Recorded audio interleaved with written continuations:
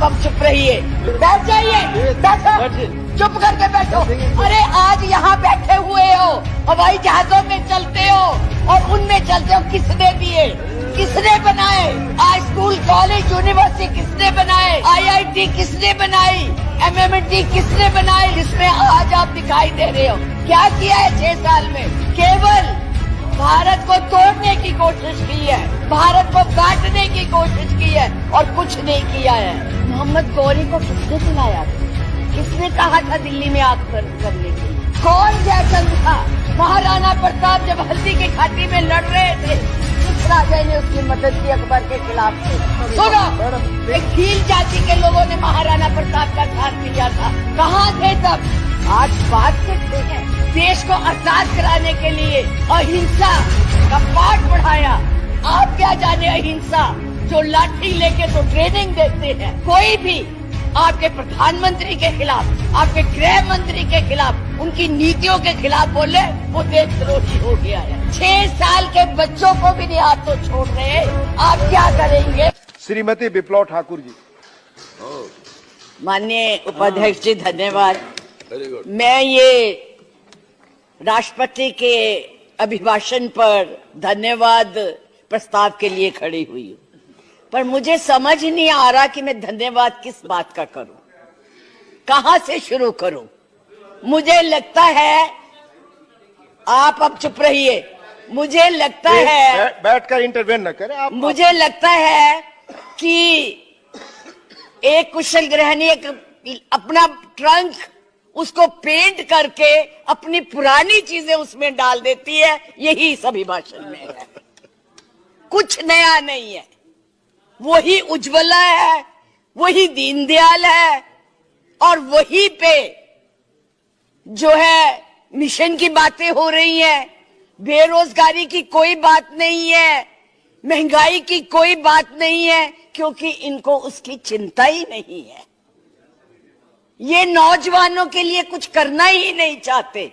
आज विद्यार्थी जो पूरे देश में झंडा लेके खड़े हैं, उनको अपने भविष्य का फिक्र है कि हम डिग्री तो ले लेंगे पर नौकरियां कहां से लाएंगे, क्योंकि इस अभिभाषण में उसका कोई जिक्र ही नहीं है। ये अभिभाषण ऐसे लगता है जैसे मुंगरी लाल के सपने दिखाए जा रहे हैं। मुंगरी लाल के 2014 में भी दिखाए थे, अभी भी दिखाए रहे हैं।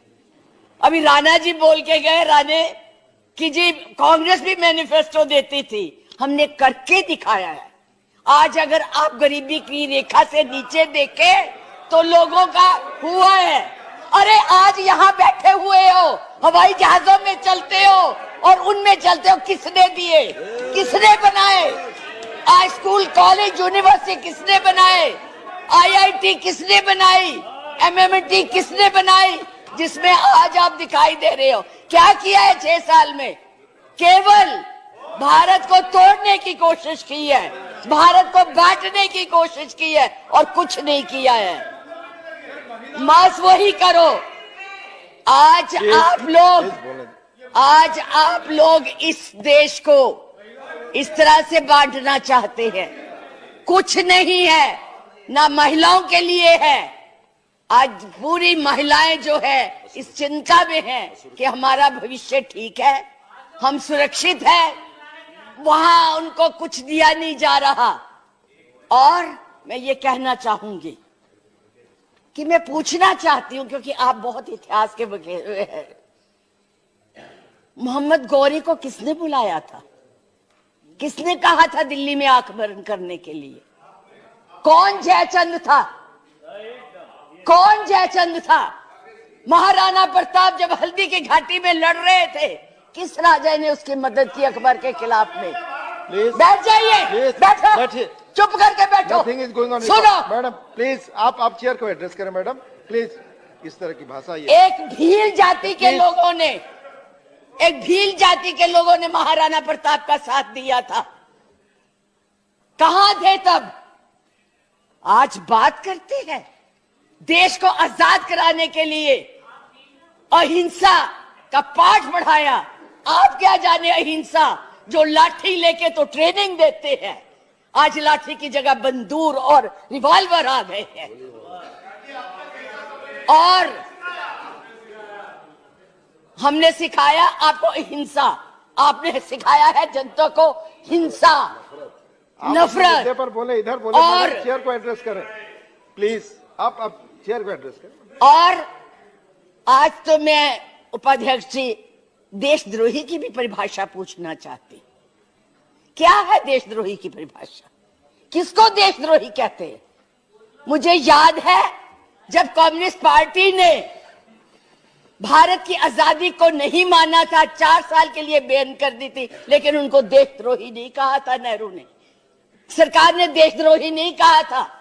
पंडित नेहरू के खिलाफ लोकसभा में वाजपेयी जी बोलते थे, उनको देशद्रोही नहीं कहा था। आज कोई भी आपके प्रधानमंत्री के खिलाफ, आपके गृह मंत्री के खिलाफ, उनकी नीतियों के खिलाफ बोले, वो देशद्रोही हो गया है। उनको जेल में डाल दो, उनको पकड़ लो। 6 साल के बच्चों को भी नहीं आप तो छोड़ रहे। आप क्या करेंगे? आपके पास ना तो कोई कार्यक्रम है, ना आपके पास भारत के लिए कोई नया सोच है, कुछ नहीं है। केवल एक सोच है कि कैसे इस देश को तोड़ा जाए। 70 साल में उपाध्यक्ष जी हमने पाकिस्तान का इतना नाम नहीं लिया था जितना ये 6 सालों में ले रहे हैं। हमारी महानायिका ने पाकिस्तान के 2 हिस्से कर दिए थे, बांट दिया था, और ये आज पाकिस्तान के नाम से डरा रहे हैं। और वैसे कहते हम बहुत मजबूत है, हर बात के लिए पाकिस्तान, हर बात के लिए पाकिस्तान। क्यों भाई? क्या है वो? आपका कुछ लगता है? हाँ, जरूर लाहौर में जरूर बिरयानी खाने गए थे, कांग्रेस नहीं खिलाती, बिना बुलाए गए थे। और आज बात करते हैं, किसकी बात करते हैं? मैं ये कहना चाहूंगी कि इस भारत को मत तोड़िए।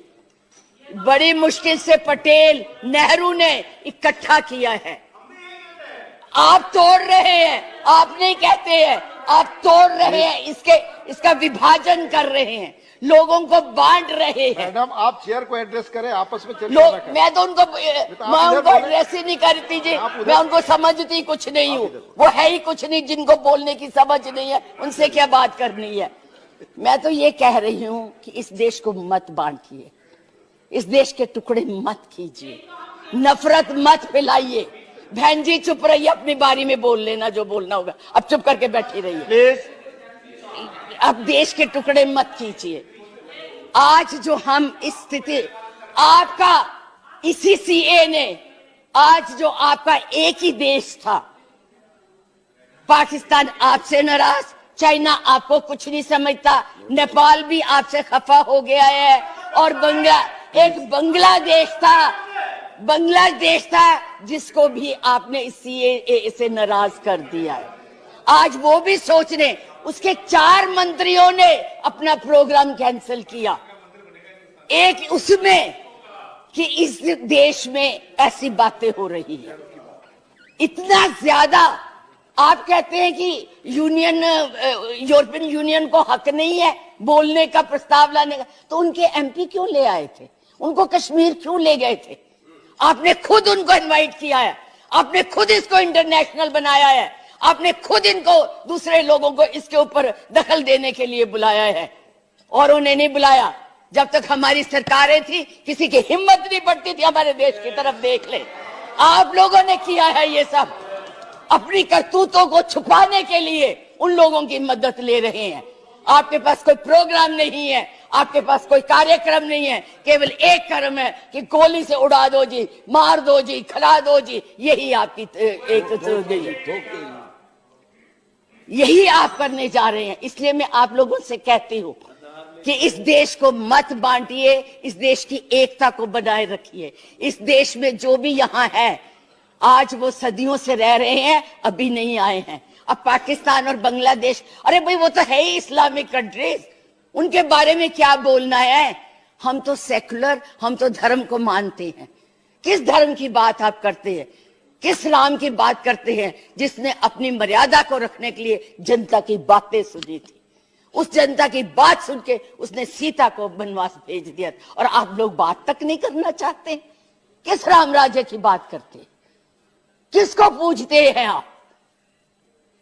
मंदिर बनाइए, जरूर बनाइए, लेकिन उनके आदर्शों को भी मानिए, उनकी बताई हुई बातों को भी मानिए। सिर्फ केवल कहने से बात Madam, नहीं please बनती है, conclude now. ऊंचे ऊंचे भाषण देने से नहीं बात बनती। इसलिए मैं यही कहूंगी कि इस देश को मत बांटिए, एक रहने दीजिए, ये नफरत मत फैलाइए। ये आपके लिए भी और हमारे लिए भी बहुत धन्यवाद। बहुत बहुत धन्यवाद। धन्यवाद। लाइव टीवी, सच सबसे आगे।